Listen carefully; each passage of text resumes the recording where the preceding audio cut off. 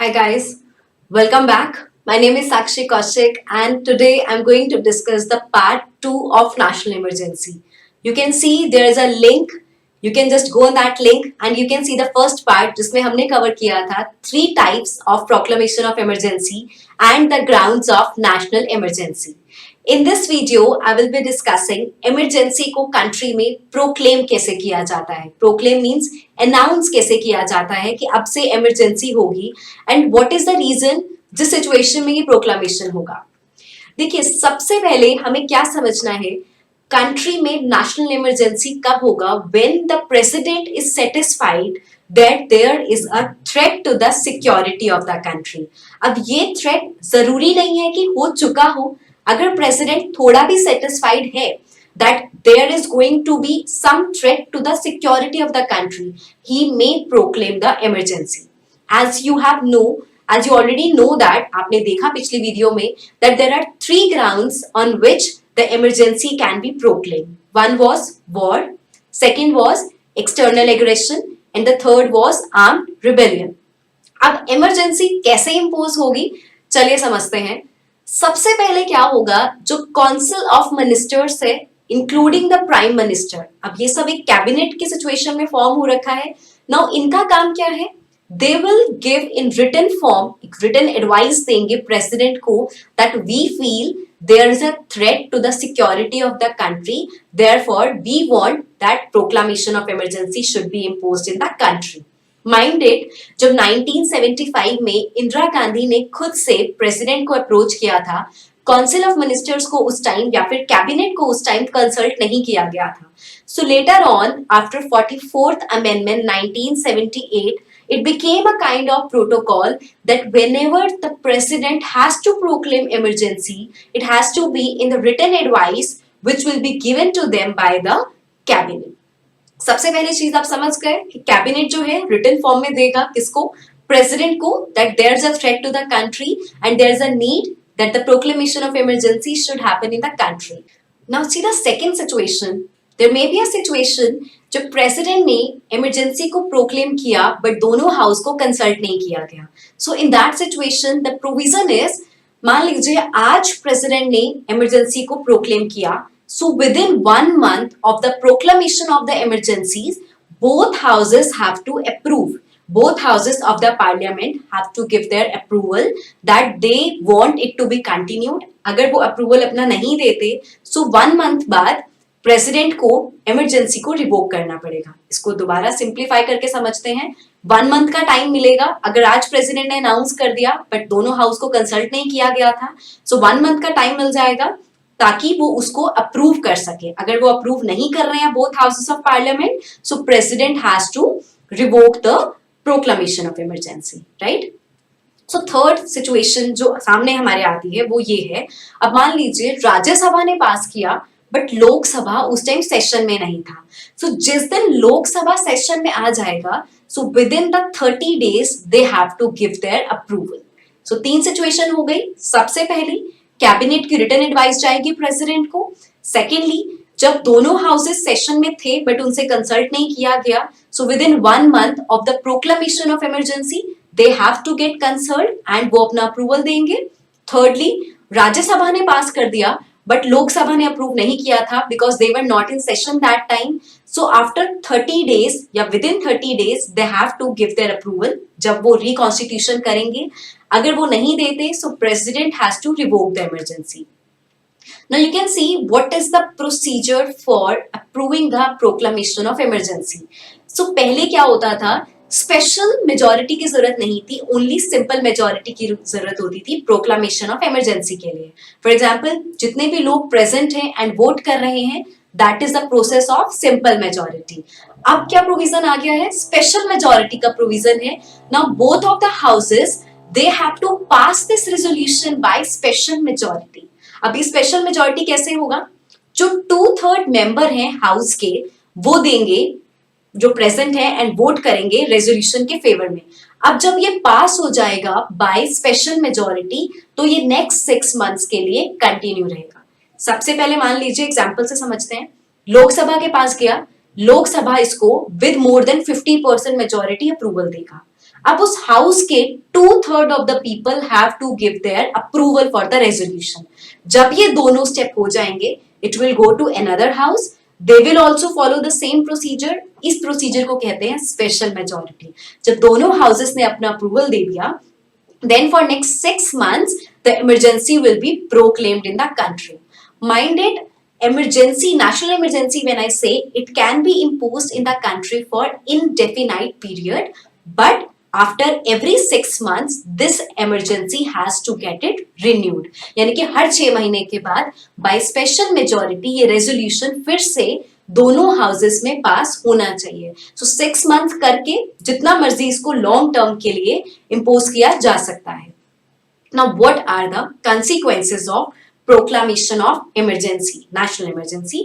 सबसे पहले चीज क्या है, सेंटर चाहे तो स्टेट लॉज के ऊपर अपना लॉ खुद से बना सकता है, which is mention under article 353 sub clause B. Second चीज क्या है, फंडामेंटल राइट्स का सस्पेंशन हो सकता है. अब इसको थोड़ा सा ध्यान से समझिए. Fundamental rights article 12 to article 35 में दिए हैं. अब आर्टिकल 20 एंड 21 को छोड़ के सब फंडामेंटल राइट्स नेशनल इमरजेंसी के टाइम वापस ले लिए जा सकते हैं. आर्टिकल 359 ये कहता है, all the fundamental rights can be taken away by the proclamation. यानी कि दोबारा से प्रेसिडेंट को ये प्रोक्लेम करना पड़ेगा that he want to revoke all the fundamental rights. Whereas under Article 358 जो आर्टिकल 19 के 6 ग्राउंड्स है, they can automatically be suspended. बहुत सिंपल है.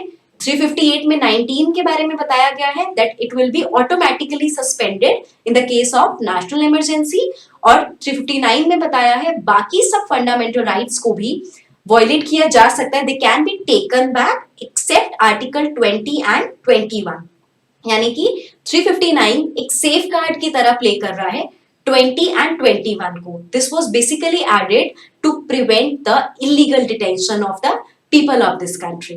The third thing that you can see in front of you is centre can give directions to state to make laws. अब centre direction दे सकता है under article 353 state को that you should be making law on this particular thing in this particular way. And lastly, Parliament चाहे तो they can also levy tax which ordinarily falls in the state list, which is mentioned under Article 250. The last part of this video, which is one of the important part, is amendments which were made regarding emergency provisions. सबसे पहली amendment है 38th Amendment 1975. अब this is interesting to see, जब emergency impose हो गई थी country में 1975 जो हुई थी इंटरनल डिस्टर्बेंस की वजह से, उसी टाइम पर अमेंडमेंट्स हुई. 38th अमेंडमेंट में ये आया कि जो भी प्रेसिडेंट ग्राउंड दे रहा है, if he satisfied, that can not be challenged in front of the supreme court. That means it will be outside the preview of judicial review. The satisfaction of the president will be deemed to be final and conclusive. Nowhere it can be challenged. अब मैंने आपको बताया कि जब भी president को लगता है when there is a threat to the country, threat to the security of the country, he can proclaim the emergency. Now after 38th amendment situation ये आई, जो प्रेसिडेंट को सेटिस्फेक्शन का ग्राउंड लगता है, it can not be challenge before any court of law and it will be deemed as final and conclusive. 39th amendment 1975 ये तब आई जब इंदिरा गांधी ने इंटरनल डिस्टर्बेंस पे कंट्री में, पूरी कंट्री में प्रोक्लामेशन ऑफ इमरजेंसी डिक्लेयर करवाया. उस टाइम इंदिरा गांधी ने ये अमेंडमेंट इंट्रोड्यूस करवा दिया दैट जो 4 हाई ऑफिशियल्स है कंट्री के, president, vice president, prime minister and speaker, इनका जो मेथड है इलेक्शन का, it can not be challenged before the supreme court. यानी कि जो इनका सिलेक्शन हुआ है, it can not be challenged before the highest court of appeal, that is supreme court. इसके बाद 2 मेजर अमेंडमेंट्स और हैं. 42nd amendment 1976. आप सबको पता होगा that 42nd amendment 1976, this amendment is called as the mini constitution because there were so many major changes which were made. जिसमें से कुछ changes थे, preamble में काफी major change आया था, few words were there which were added. Secondly, Fundamental duties were also introduced by this amendment. Along with that, एक major चीज emergency के time में ये आई that any amendment made by parliament cannot be questioned. This was basically made parliament की power strong करने के लिए in context of fundamental rights, यानी कि पार्लियामेंट जो भी अमेंडमेंट करेगा it can not B question. Last and the most important amendment was 44th amendment 1978. Now this was the amendment जिसमें सबसे मेजर चीज क्या आई, the word internal disturbance it was replaced with armed rebellion. Internal disturbance को 1975 की emergency में बहुत misuse किया गया. सो उसके बाद इस वर्ड को आर्म्ड रिबेलियन के साथ रिप्लेस कर दिया गया. First thing. सेकेंडली, मैंने आपको बताया पहले रेजोल्यूशन सिंपल मेजोरिटी से पास हो जाता था पार्लियामेंट में regarding proclamation of emergency. Simple majority means present and voting, वो अगर फेवर में बोलेंगे सो इमरजेंसी इंपोज की जा सकती थी. But after this amendment simple majority was replaced with special majority. दोनों हाउसेस को स्पेशल मेजोरिटी का प्रोसेस फॉलो करना पड़ेगा. then only it will be deemed that both houses have give their approval for the proclamation of emergency. And third is during emergency article 20 and 21 cannot be suspended. अब article 20 and 21 जब suspend हो रहा था so it was misused in the 3 emergencies जो India की history में हुई. अब यहाँ पर 44th amendment के बाद ये क्लियर बोल दिया गया article 20 and 21 is a safeguard to all the people so that illegal detention ना हो सके and उनका फंडामेंटल राइट जो right to life and personal liberty है उसको वायलेट ना किया जा सके. So after 44th amendment 1978 India का सिनेरियो बेटर हुआ and finally till date there has been no other proclamation of emergency. So that was majorly about the national emergency.